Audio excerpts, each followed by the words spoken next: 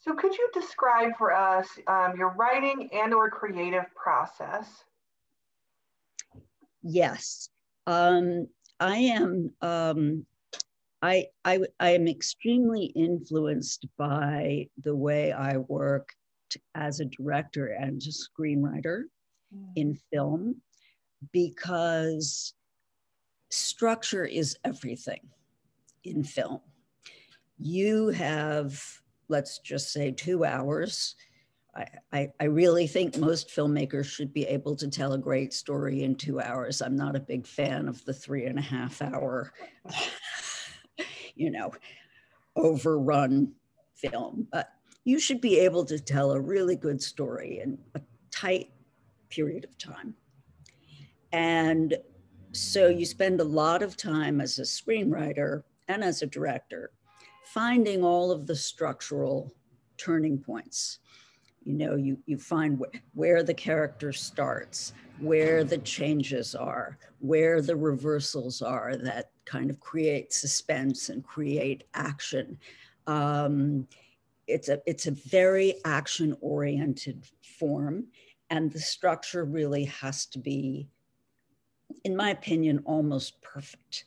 Because if the structure is off, the audience feels it.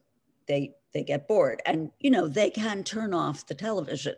So you really do have to kind of keep them engaged. And so I spend such a long time determining the structure. What that means for me in Hannah's War, for instance, I started doing this research into the life of Dr. Meitner. And then that propelled me into research about Los Alamos and research about this race between the Allies and the Germans to develop the bomb. And then, of course, I had to know history, and politics and what was going on. The military had their own reasons that they wanted the bomb that were different from the scientists' reasons for working on the bomb. And so I had quite a stew of ingredients, right?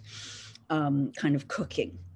And so what I did with my outlines was I would sort of start with certain things in the research and build my structure around them. And then when I had an outline I felt really good about, I put it on index cards. I have a huge wall of index cards. And then I'm doing more research, and I'm also doing more imagination. So I'm adding to those index cards. Usually I put Post-its up with bits of dialogue or an event that happened at exactly that time in history, or a great experiment that I read about at Los Alamos, that I thought, oh, this is a great way to explain to the reader, in a really clear, interesting, fun way, what all this scientific jargon is really about, like what's at the heart of it, And so by the time I'm finished with that, I'm ready to sit down and write, because I don't just have the structure and the outline, but I have characters, I have dialogue, I have things that they might refer to in the scene. And that was when I wrote my first draft. In this case, because I kept playing around with the screenplay versus the novel form, I spent longer than I usually would, because I was kind of waiting for the writing to kind of take me in one direction or another. And so there was quite a lot of sort of shifting of the outline and rewriting it, and then finally deciding, yes, this is going to be a novel, and then really fleshing it out for a book. And writing the first person segments, writing, I have at the end of certain chapters, I have field notes that are sort of army dispatches that come to, there are essentially two lead characters. There's Hannah Weiss, who is the scientist, and there is a military investigator named Jack Delaney, who arrives at Los Alamos in the very beginning of the book with the mission to find the spy who is leaking secrets to the Nazis. And so that's the central conflict. The field notes are basically either from Jack to his boss or from his boss to from the boss to Jack. And they're based on real field notes. I found field notes, you know, in my research, and they were great because they were very sort of, they had all of this kind of salty male army lingo, you know, that was very direct. And I just loved that because the cat and mouse game between the two characters was very indirect. And, you know, because they're never quite telling the whole truth. They're always asking questions, and sort of, it's like a game of, you know, well, cat and mouse or fencing. They're always deflecting a little bit. And I loved being able to kind of insert these field notes where it says, this is what I'm going to do, and this is why. And, it, you know, especially because they're quite funny sometimes, and full of great sort of phrases of the period.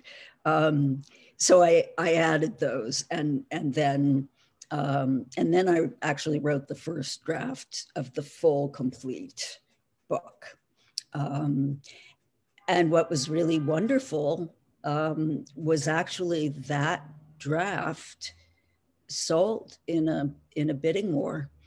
And when I got notes from the editor, they were tiny. So, you know, the good side of all of that was I'd done so much work beforehand that, you know, usually when an author sells a book, they're going to do revision, barely any revision, because I'd done all the revisions before I took it out into the world. So when you were, it's so interesting to me. I'm also a visual person. I do a lot with Post-it notes and index cards. So first of all, I love that. But it's so interesting to me, the time spent outlining. And I know you were talking about the screenplay versus the novel. When you had decided it was a novel and you started building out that particular outline before you wrote the draft, how long did it take you to do that final outline? That would be actually very hard to say because the outline just kept building. Okay. The outline didn't actually change that much between the screenplay and the book. I added pieces, like I said, some of the first person, the field notes. I shifted things around, but it wasn't the outline that changed so much. It was the period of writing. And once I actually felt like this is really ready, and I do this with everything. I do this also with all the screenplays I've ever written.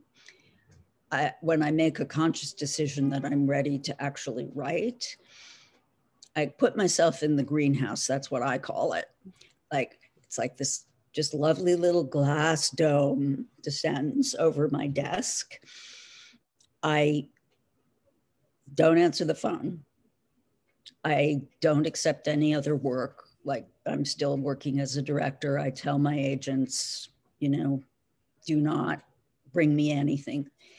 And I put a sign above my desk. I have it, it's written out on cardboard, and I keep it, and I put it, when I'm just starting to write, I put it up. I actually like Scotch tape it up. It says, don't get it right, get it written.